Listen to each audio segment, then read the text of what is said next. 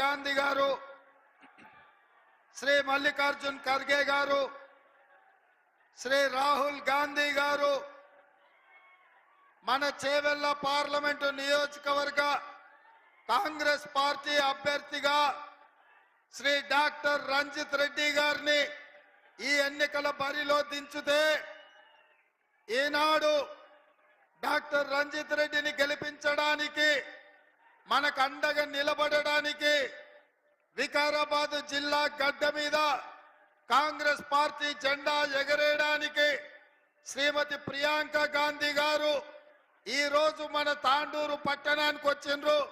మిత్రులారా, మీరందరూ నిలబడి పెద్ద ఎత్తున చప్పట్లతో శ్రీమతి ప్రియాంక గాంధీ గారికి స్వాగతం పలకండి. మిత్రులారా, ఈ ఎన్నికలు, ఈ ఫలితాలు తెలంగాణ రాష్ట్రం యొక్క భవిష్యత్తును తీర్చిదిద్దబోతున్నాయి.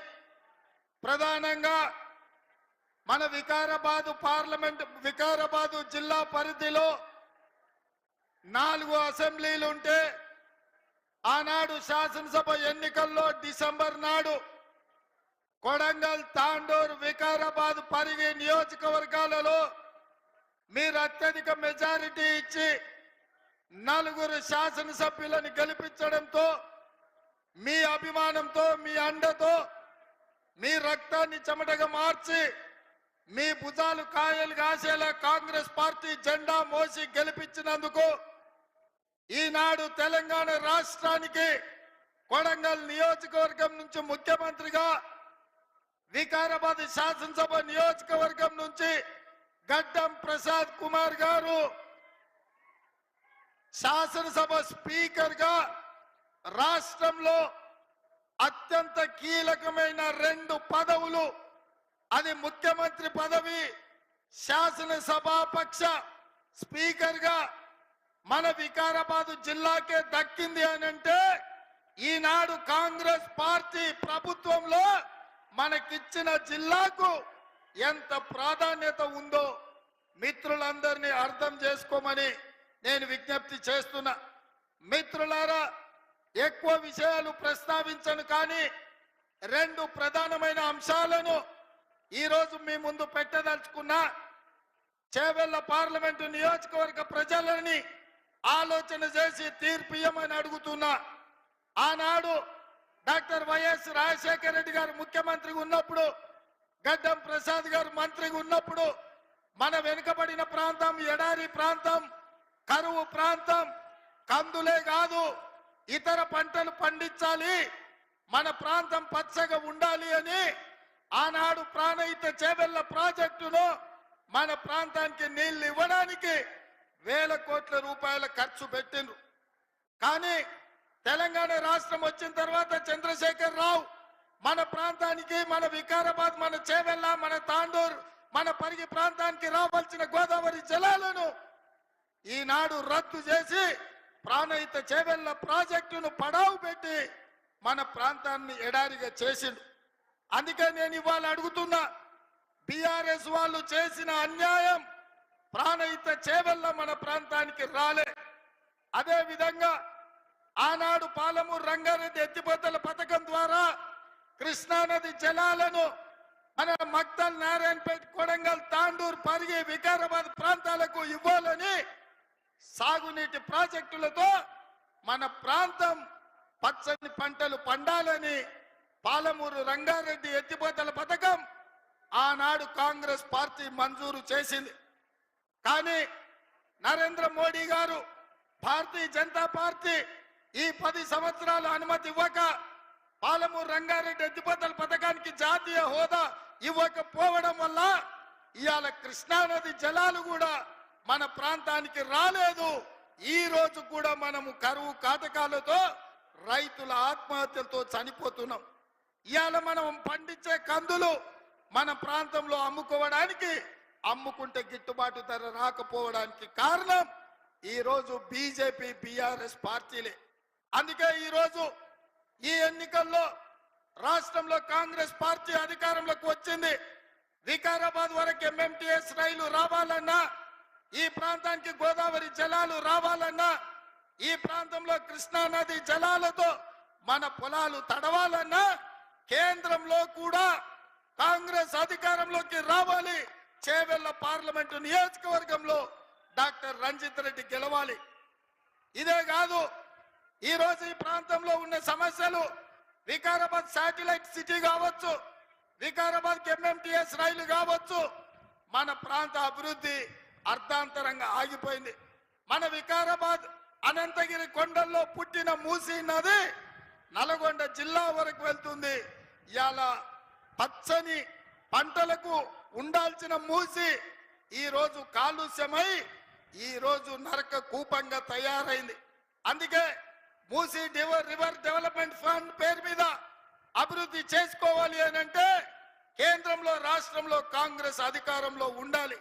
అందుకే మన ప్రాంత అభివృద్ధి కోసం, మన సమస్యల పరిష్కారం కోసం మనము ఈ రోజు కాంగ్రెస్ ను గెలిపించుకోవాలి. ఆనాడు చంద్రశేఖరరావు గారు అన్నారు, రైతు భరోసా పథకంలో కాంగ్రెస్ పార్టీ నిధులు వేయడం లేదు అని. నేను చెప్పిన మే 9 తారీఖు నాడు తప్పకుండా మే 9 తారీఖు లోపల రైతులకు రైతు భరోసా పథకంలో 7,500 కోట్ల రూపాయలు మీ ఖాతాలో వేసి ఈ రైతులను ఆదుకుంటా అని మాట ఇచ్చిన. నేను నిధులేస్తే చంద్రశేఖరరావు అమరవీరుల స్తూపం దగ్గర ముక్కు నేలకు రాయాలి అని నేను సవాలు విసిరిన. 9 తారీఖు చెప్తే 6 తారీఖు నాడే 7,500 కోట్ల రూపాయల నిధులు ఖాతాలలో రైతులకు రైతు భరోసా పథకంలో వేసినాం. ఇప్పుడు చంద్రశేఖరరావుని అడుగుతున్నా, నువ్వు సవాలు చేసినావు కదా, రైతు భరోసా నిధులు మేము వేసినాం కదా, నీకేం మాత్రం సోయి ఉన్నా అమరవీరుల స్తూపం దగ్గరకు వచ్చి ముక్కుకు నేలకు రాయాలి అని కాంగ్రెస్ పార్టీ డిమాండ్ చేస్తుంది. అదే విధంగా ఆయన అల్లుడు హరీష్ రావు గారు రైతు రుణమాఫీ చేయలేదన్నాడు. నేను చెప్పిన 15 ఆగస్టు లోపల రైతు రుణమాఫీ చేసి తీరుతా అన్న. హరీష్ రావు చెయ్యలేను, చేస్తే రాజీనామా చేస్తా, మళ్ళీ ఎన్నికల్లో పోటీ చేయను అన్నాడు. అందుకే ఈరోజు వికారాబాద్ జిల్లా రైతాంగం సాక్షిగా తెలంగాణ రాష్ట్రంలో ఉన్న కోట్లాది రైతులకు నేను మాట ఇస్తున్నా. మన అనంతగిరి కొండల్లో ఉన్న పద్మనాభ స్వామి సాక్షిగా, అనంతగిరి కొండల్లో ఉన్న పద్మనాభుడి సాక్షిగా 15 ఆగస్టు లోపల రైతులకు 2 లక్షల రూపాయలు రుణమాఫీ చేసి ఈ తెలంగాణ రైతాంగం యొక్క రుణం తీర్చుకునే బాధ్యత నేను తీసుకుంటా. నేను ఇవాళ ఒక్క మాట చెప్పదలుచుకున్నా, ఈ పదవి, ఈ హోదా, ఈ ప్రభుత్వం రైతుల రుణమాఫీ చేయకపోతే, రైతుల రుణము తీర్చుకోకపోతే ఇది నిష్ప్రయోజనం. అందుకే రైతుల రుణం తీర్చుకొని రైతులను ఆదుకునే బాధ్యత ఇందిరమ్మ రాజ్యంలో కాంగ్రెస్ పార్టీ తీసుకుంటుంది. అదే విధంగా ఇవాళ బీజేపీ వాళ్ళు, నరేంద్ర మోడీ, అమిత్ షా రోజు వస్తున్నారు. సంక్రాంతి పూట గంగిరెద్దులాగా ఊరూరు తిరుగుతున్నారు. సంక్రాంతి పూట గంగిరెద్దులో ఎట్లా తిరుగుతారో నేను ఇవాళ గుర్తు చేయదలుచుకున్నా, మోడీని ప్రశ్నించదలుచుకున్నా. ఆనాడు సోనియా గాంధీ గారు ఖమ్మం జిల్లాలో బయ్యారం ఉక్కు కర్మాగారం మనకిచ్చింది సోనియమ్మ. వరంగల్లో రైల్వే కోచ్ ఫ్యాక్టరీ సోనియమ్మ మనకిచ్చింది. రంగారెడ్డి జిల్లాలో ఐటీఐఆర్ కారిడార్ సోనియమ్మ మనకిచ్చింది. ఐఐటి, ఐఐఎం విద్యా సంస్థల్ని, గిరిజన యూనివర్సిటీని సోనియమ్మ మనకిచ్చింది. Metro rail మనకిచ్చింది. ఐటీ కంపెనీలు మనకిచ్చిండ్రు సోనియమ్మ. మరి ఇవాళ బీజేపీ 10 ఏళ్లలో మనకేమిచ్చింది సోదరులారా? ఏమిచ్చింది?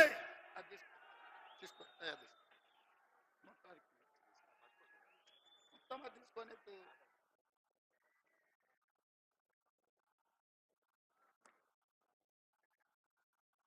రంజిత్కి ఇచ్చేసాను. ఇవాళ నేను మిమ్మల్ని అడుగుతున్నా, ఖమ్మంలో బయ్యారం ఉక్కు కర్మాగారం మనం అడిగితే బీజేపీ మనకేమిచ్చింది? వరంగల్ జిల్లాలో రైల్వే కోచ్ ఫ్యాక్టరీ మనం అడిగితే మోడీ మనకేమిచ్చిండు? ఐటీఐఆర్ కారిడార్ మనం అడిగితే బీజేపీ ఏమిచ్చింది? ఐఐటి ఐఐఎం మనం అడిగితే మోడీ ఏం తెచ్చిండు?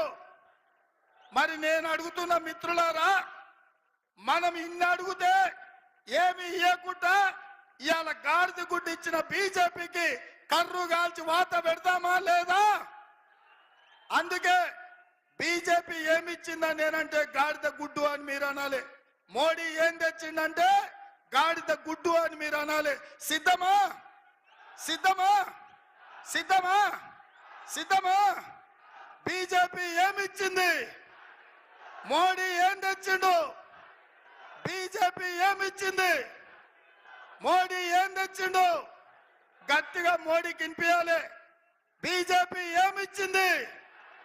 మోడీ ఏం తెచ్చిండు? బీజేపీ ఏమిచ్చింది?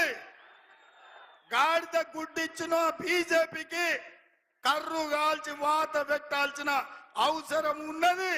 అదే విధంగా బీజేపీ వాళ్ళు పదే పదే శ్రీరామ్ నవమి, హనుమాన్ జయంతి దేవుళ్ళని చూపించి ఓట్లు అడగాలంటారు. నేను అడుగుతున్న మిత్రులారా, శ్రీరామ నవమి మన తాతలు ముత్తాతలు చేయలేదా? హనుమాన్ జయంతి మనం చేయలేదా? పోసమ్మకు, మైసమ్మకు, ఎల్లమ్మకు, గ్రామ దేవతలకు కోడి కొయ్యలేదా? కళ్ళు కొయ్యలేదా? మనం ఇన్ని హిందువుల పూజల్ని, పండుగల్ని చేసిన మనకు ఇవాళ దేవుడి పేరు మీద విభజించాలని చూస్తారు. అందుకే బీజేపీలకు నేను చెప్పిన, దేవుడు గుడిలో ఉండాలి, భక్తి గుండెల్లో ఉండాలి, వాడే అసలైన హిందూ అని చెప్పిన. దేవుడు గుడిలో ఉండాలి, భక్తి గుండెల్లో ఉండాలి, వాడే అసలైన హిందువు. పోలింగ్ బూతులల్లా బిచ్చమడుకున్నట్టు దేవుడి పేరు మీద ఓట్లు అడుక్కునేవాడు హిందూ ద్రోహి. అట్లాంటి వాళ్ళను అందుకే ఇవాళ మనము ఓడించాలి. అదే కాదు మిత్రులారా, ఆనాడు డాక్టర్ వైఎస్ రాజశేఖర రెడ్డి గారు ఉన్నప్పుడు సోనియా గాంధీ గారి నాయకత్వంలో ఇందిరమ్మ ఇండ్లు ఇచ్చినాం, ఆరోగ్యశ్రీ పథకం ఇచ్చినాం, రైతు రుణమాఫీ చేసినాం, ప్రాజెక్టులు కట్టినాం. ఈ రోజు కూడా అదే విధమైన పాలన, అదే విధమైన అభివృద్ధి మనం చేసుకుందాం. అందుకే రంజిత్ రెడ్డిని చేవెళ్ల పార్లమెంటు నియోజకవర్గం నుంచి 1,00,000 మెజార్టీతో గెలిపించాల్సిందిగా ఈడికొచ్చిన వేలాది మంది మన కాంగ్రెస్ పార్టీ కార్యకర్తలను నేను కోరుకుంటున్నా. 1,00,000 మెజారిటీ ఇవ్వడానికి మీరు సిద్ధమా? సిద్ధమా? సిద్ధమా? సిద్ధమా? సిద్ధమా? సిద్ధమా? నేను 1,00,000 అంటే మీరు పక్కా అనాలి. ఓకే, 1,00,000 1,00,000 1,00,000 1,00,000 1,00,000 1,00,000 1,00,000 వెనకాల ఉన్నోళ్ళు కూడా అనాలి, వెనకాల దూరంగా ఉన్నోళ్ళు కూడా అనాలి. 1,00,000 1,00,000 1,00,000